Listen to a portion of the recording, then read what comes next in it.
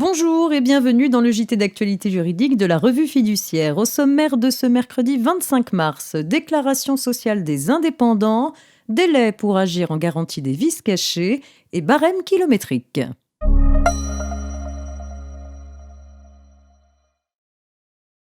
On ouvre ce JT avec un petit rappel. Les entrepreneurs individuels et les dirigeants non salariés de sociétés hors micro-entrepreneurs pourront déclarer leurs revenus 2019 via la déclaration sociale des indépendants du 2 avril au 5 juin 2020. Rappelons que la déclaration sociale des indépendants doit être effectuée exclusivement par voie dématérialisée, quel que soit le seuil des revenus. Elle peut notamment être effectuée à partir du site net-entreprise.fr.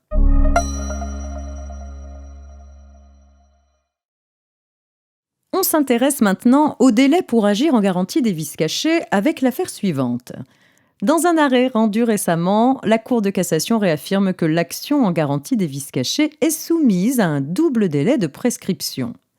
En septembre 2006, pour la construction d'une terrasse en bois, un paysagiste choisit du pin maritime pour ses propriétés de résistance à l'humidité. Pourtant, certaines lames de la terrasse se décomposent, mais l'acheteur ne prend conscience de ce défaut qu'en juin 2015.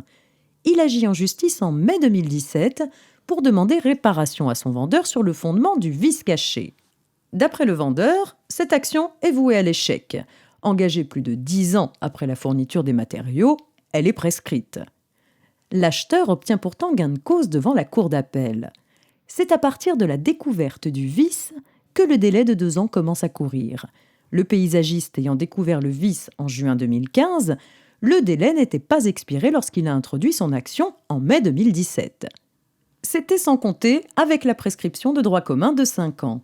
Selon la Cour de cassation, l'action résultant d'un vice caché doit être intentée par l'acquéreur, non seulement dans les 2 ans de la découverte du vice, mais encore être mise en œuvre dans le délai de la prescription extinctive de droit commun.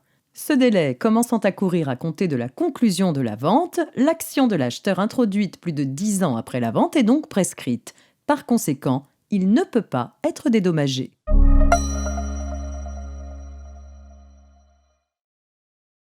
On termine avec une info barème kilométrique. Les salariés qui utilisent leur véhicule à des fins professionnelles peuvent déduire les dépenses réellement engagées à ce titre en optant pour les frais réels. Par simplification, ils ont la faculté d'évaluer leurs dépenses par l'application d'un barème kilométrique fixé chaque année par arrêté pour chaque type de véhicule, automobile ou 2 roues. Son utilisation ne dispense pas le contribuable de pouvoir apporter toute justification sur le véhicule utilisé, sur la réalité et le nombre de kilomètres parcourus. Le barème applicable pour les dépenses engagées en 2019 vient d'être publié. Il a été revalorisé pour tous les véhicules par rapport à 2018.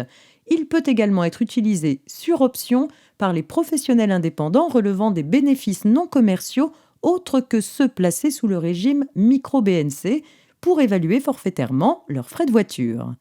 C'est tout pour aujourd'hui. Bonne journée et rendez-vous demain, jeudi.